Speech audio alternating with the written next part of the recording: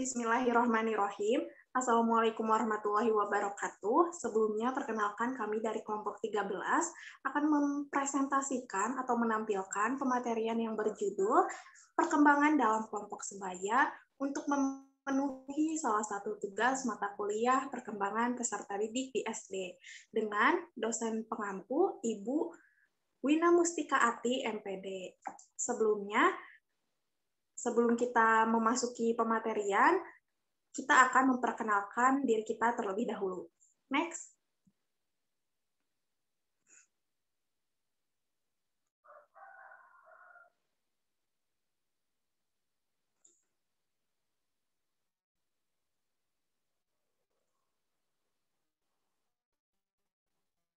Kami beranggotakan yang pertama, nama saya Septi Sulistyorini dengan NIM 2009093 dan rekan saya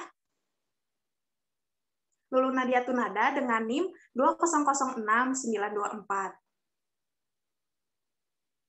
Baik, pematerian selanjutnya akan dilanjutkan oleh teman-teman saya sendiri, yaitu Lulu. Kepada Lulu, kami persilahkan. Baik, terima kasih Septi. Materi pertama yaitu mengenai definisi kelompok sebaya. Kelompok sebaya berpengaruh penting bagi perkembangan sepanjang sejarah hidup peserta didik, tetapi pengaruhnya paling kritis selama remaja.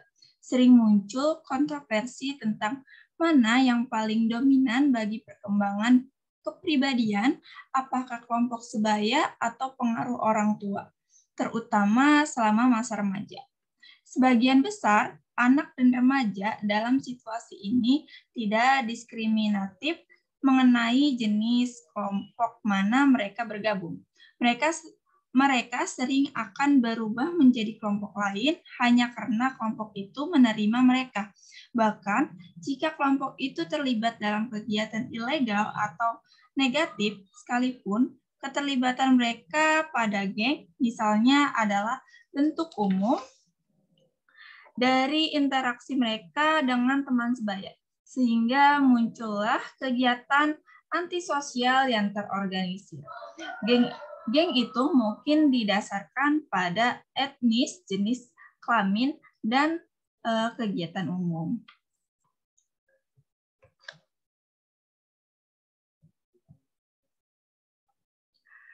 Materi selanjutnya yaitu keanggotaan kelompok teman sebaya. Kelompok teman sebaya menawarkan kepada anak-anak dan orang dewasa sama sekalipun untuk mengembangkan berbagai keterampilan sosial seperti kepemimpinan, berbagi atau kerja sama tim, dan empati.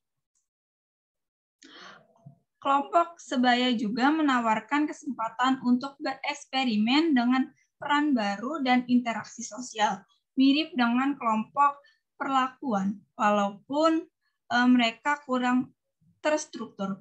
Ini adalah alasan mengapa anak-anak dan remaja berpindah dari satu kelompok ke kelompok lain, karena mereka menemukan diri mereka sendiri atau bekerja ke arah pembentukan identitas mereka yang relatif tetap. Selanjutnya ada agregasi dalam kelompok teman sebaya. Sebagai anak-anak dan remaja, mereka merasa bahwa kelompok sepermainan mempunyai kesempatan yang sama seperti anak-anak dan orang dewasa pada umumnya untuk mengembangkan berbagai kesempatan sosial seperti kepemimpinan, berbagai atau kerjasama tim, dan empati.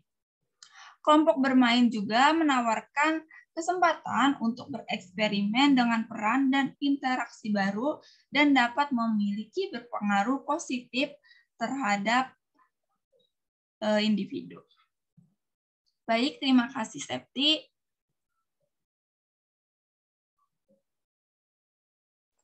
Baik, terima kasih kepada Lulu yang telah menyampaikan pemateriannya. Pematerian selanjutnya akan dilanjutkan atau akan disampaikan oleh saya sendiri. Maka dari itu dimohon untuk next. Ya, Pengaruh kelompok sebaya. Jika anak atau remaja belum mampu membentuk ikatan dengan kelompok sebaya yang positif, maka semakin besar kemungkinan mereka akan dianggap sebagai jauh dan berbeda dari rekan-rekan mereka, membuat mereka merasa lebih seperti orang luar. Nah, pengaruh kelompok sebaya ini memiliki pengaruh yang besar juga terhadap peserta didik di sekolah dasar. Yang sangat berpengaruh itu dari lingkungan sekolah, dari lingkungan sosial di rumah dan keluarga. Juga yang paling berpengaruh adalah guru maupun sivitas akademik yang berada di sekolah tersebut. Maka dari itu, jika kita ingin memiliki anak yang bergaul dalam lingkungan yang positif, maka anak tersebut perlu kita doktrin nilai dan norma sehingga ia bisa memilih teman yang tentunya positif dan tidak mengarah ke arah yang negatif, sehingga anak tersebut mendapatkan teman sepermainan yang tidak melakukan kegiatan yang di luar kegiatan positif seperti itu. Next. Kemudian ada keterampilan bersahabat. Yang pertama itu tahap egosentris. Nah, tahap ini dilalui oleh anak sekitar 3 hingga 7 tahun. Anak mendefinisikan sahabat sebagai orang yang tinggal dekat dengan dia atau orang yang mampu memenuhi kebutuhannya. Bila anak ditanya siapa sahabat yang paling baik buat dia, umumnya mereka menunjuk pada orang yang mampu memenuhi kebutuhannya.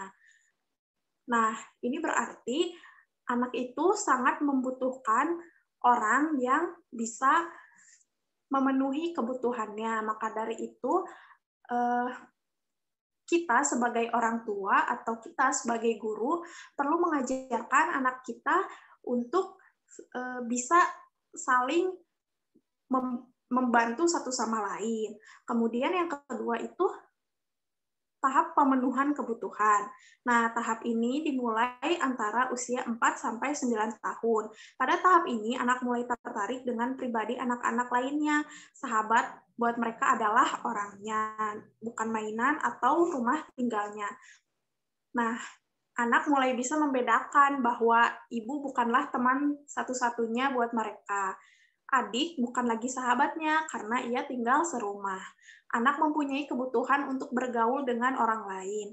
Anak perlu orang lain selain keluarganya sendiri. Pada tahap ini, orang tua perlu mendorong atau menolong anak untuk mengembangkan kemampuannya dalam bersahabat. Mengundang anak lain untuk datang dan bermain di rumah merupakan cara yang sehat pada tahap ini. Jadi, ketika anak berusia 4 sampai 9 tahun, kita sebagai orang tuanya memang perlu menyuruh dia untuk bersosialisasi dengan lingkungan sekitarnya dan tentunya dengan pengawasan orang tua. Kemudian yang ketiga itu tahap balas jasa. Anak usia 6 sampai 12 tahun biasanya mulai memasuki tahap ini.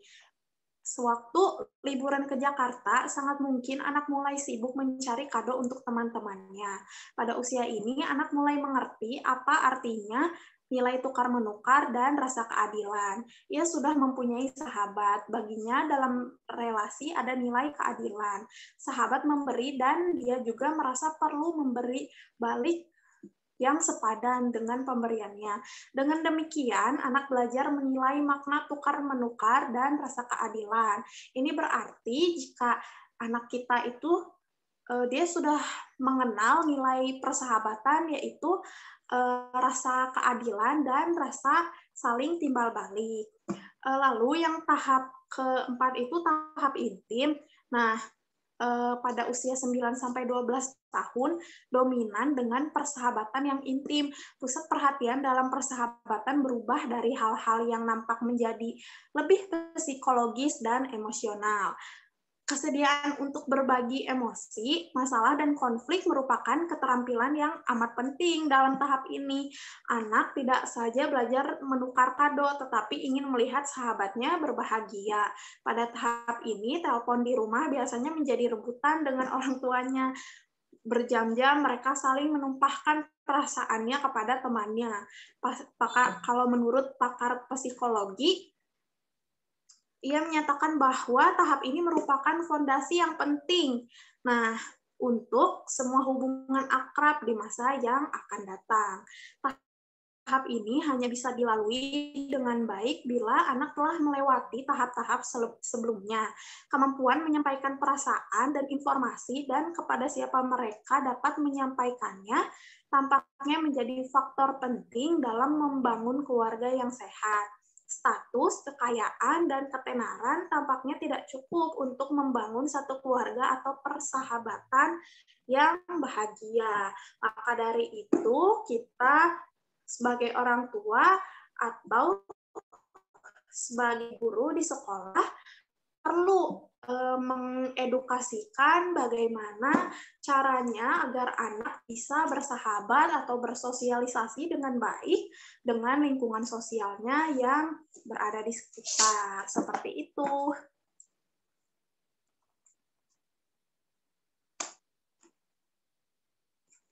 Oke, pematerian yang kami presentasikan telah usai. Kami memohon maaf bila ada kesalahan kata dan ucapan.